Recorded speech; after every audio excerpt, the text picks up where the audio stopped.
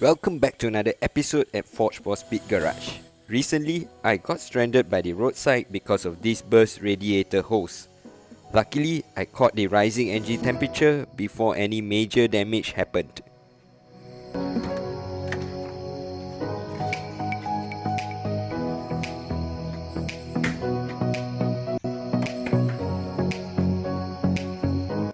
Before we start, please consider to subscribe and hit the bell icon to receive notifications when a new video is uploaded.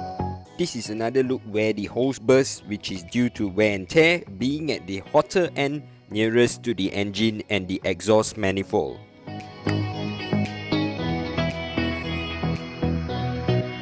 Looking into the radiator, there was no more coolant, and in my case just water left in the radiator, causing the engine to overheat.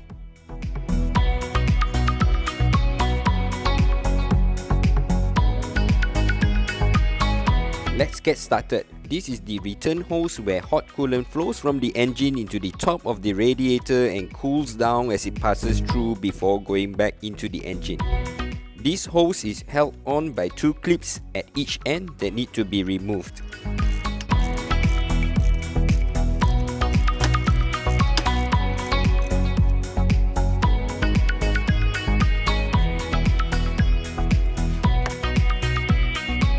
The second clip to remove is a spring clip where it clamps down just from the tension in the clip. To remove it, you need a long pliers. Squeeze the end of the clip to expand and remove it. One eternity later.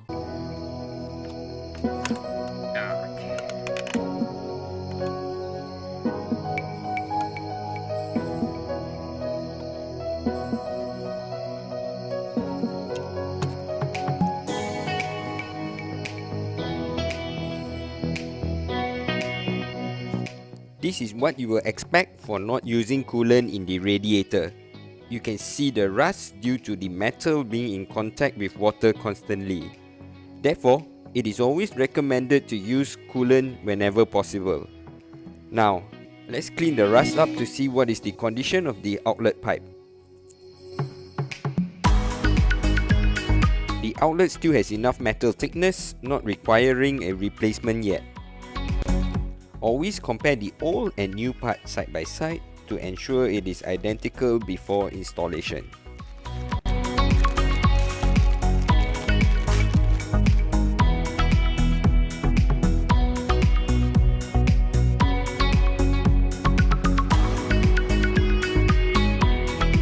Before installing the pipe, put silicone grease at the outlet and inlet of the hose to lubricate it and prevent rust. Use silicone grease as it is waterproof, therefore suitable for this application.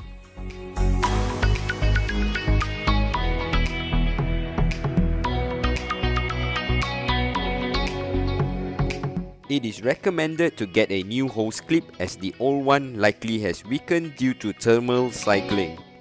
You can get these worm gear clips from your local hardware store.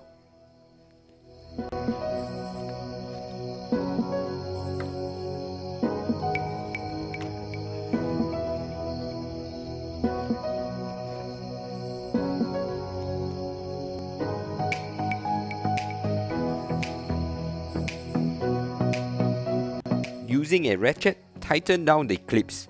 Learning from experience, remember to not over-tighten as it will break the piping connection. Just tighten it until the hose fits snugly and will not come loose when twisted by hand.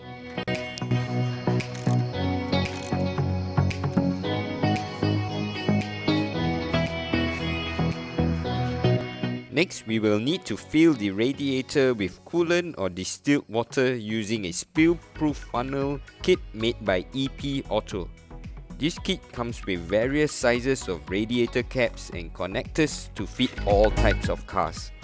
This is a helpful tool you should consider to purchase.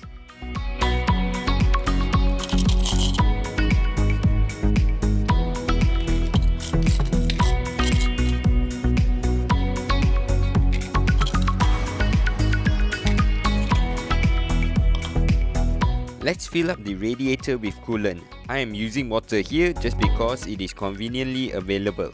it is recommended to use radiator coolant whenever possible as it prevents rust from forming. With the right cap and connector, feed up the funnel to the radiator and fill it half full with water. This step is performed to remove air trapped in the radiator system. Air does not carry heat as well as water, therefore it has to be removed from the cooling system for it to be effective.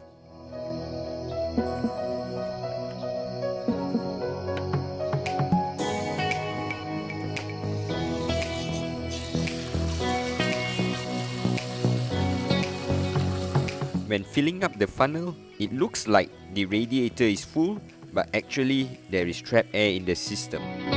Just by squeezing the radiator hose, you can see the trapped air bubbling out through the funnel. To fully remove air from the system, start up the engine and let it run. Monitor the engine temp regularly to make sure it does not overheat. Once the engine is at normal operating temperature, the thermostat opens and a mechanical water pump pushes water continuously around the system, therefore pushing the trapped air pockets out through the funnel. You can rev the engine to speed up the water flow and run it until no bubbles are observed.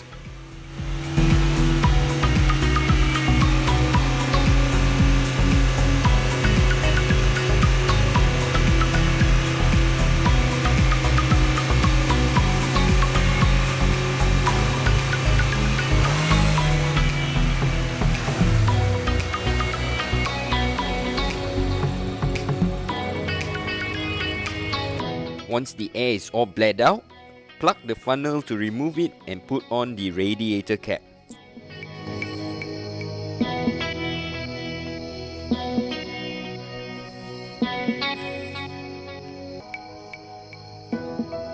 Now start the engine and check for leaks at the hose connections. Never open up the radiator cap when the engine is hot. Doing that will get you splashed with hot water.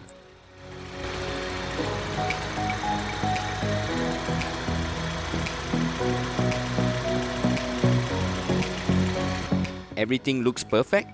Last step is to check the radiator reserve tank and fill it up full.